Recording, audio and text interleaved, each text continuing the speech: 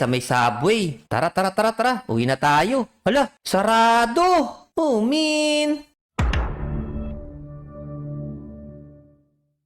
Ay, nako, nakakagutom naman dito. Ang daing pagkain, oh. Hala, andyan na pala kayo mga kaibigan.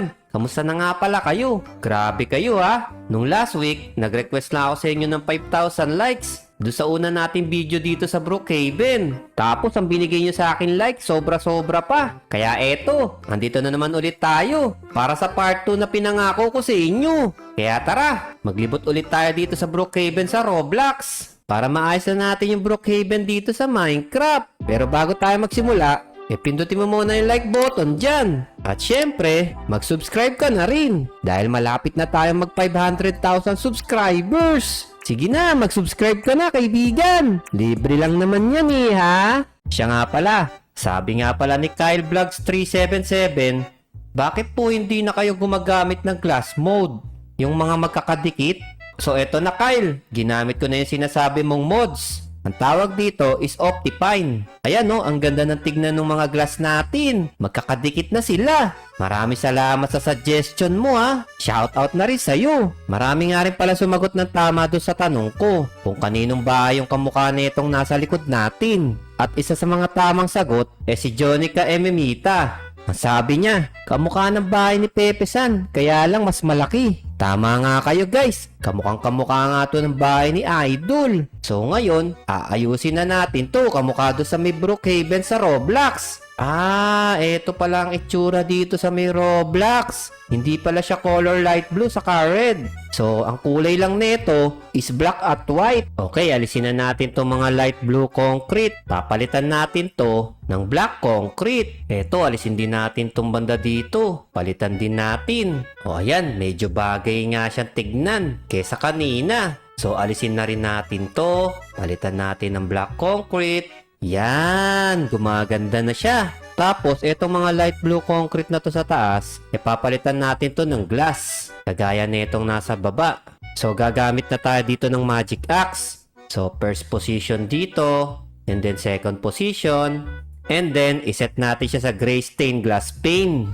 Yun! Tignan nyo guys, mas maganda na siya, diba? Hala, nakita yung loob niya. Kaya pala ginawa siyang concrete eh. Teka, ano nga bang nasa loob ng third floor na to? Ano kaya mga nakalagay dito? Teka, saan ba daanan dito? Ayun, may pinto pala dito.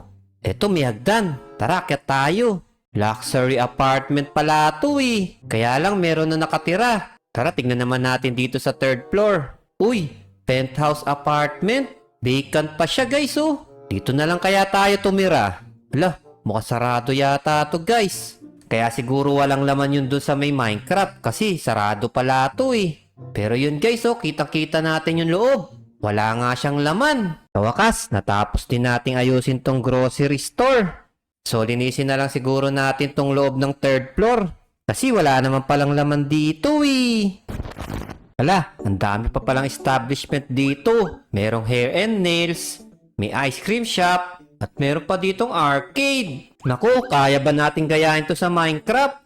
Tingnan nga natin kung ano meron dito. Uy, ang ganda dito. Meron pa ditong waiting area. Meron pa ditong cashier. Tapos dito siguro yung mga nagpapamanicure. At dito naman siguro inaayos yung buhok nila. Naku, mukhang mapapalaban yata tayo ah. Kayang-kaya kaya natin tong gayahin. So eto naman yung itsura dito sa may Minecraft. Tingnan nyo, puro blocks lang. Hala, ano to? Tingnan nyo yung cashier dito oh. Mukha ba tong cashier? Alisin na nga natin itong mga to. Ayusin na natin. So itong part na to, i-retain na lang muna natin yan. Pwede pa naman yan eh. So una, papalitan muna natin itong white concrete na to. Gagawin din natin itong pink concrete. Ganun kasi yung nakita natin sa may Roblox kanina. Yan, mas maganda na siyang tignan. Tapos sa banda dito, maglalagay tayo dito ng painting.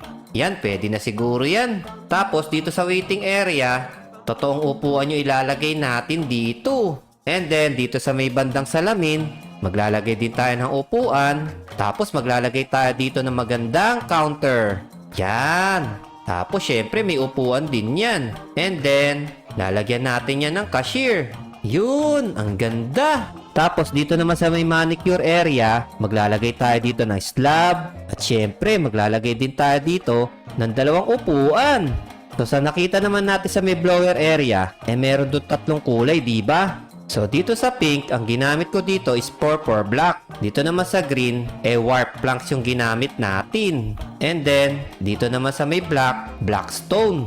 Tapos maglagay lang kayo dito ng upside down na stairs sa ibabaw. Just like that. And then, maglalagay tayo dito ng upuan. Tapos, maglagay tayo dito ng banner. Kunyari, ito yung salamin natin. And then, ayusin lang natin tong table na to. So, eto guys, natapos na rin natin. Tingnan nga natin kung nakopya natin sa may Roblox. O, eto guys, yung waiting area. Nagaya naman natin. So, yung hair and nails, ginawa lang natin siyang painting. Tapos, yung cashier natin, napaganda rin natin doon sa may Minecraft. Tapos, eto yung salamin, di ba? Nagawa din natin yan. And then, etong manicure area, medyo nagaya din naman natin ng konti. At syempre, ang pinakahuli, etong blower area. Lahat to nagaya natin. Okay, dito naman tayo sa may ice cream shop. So, dito naman sa may ice cream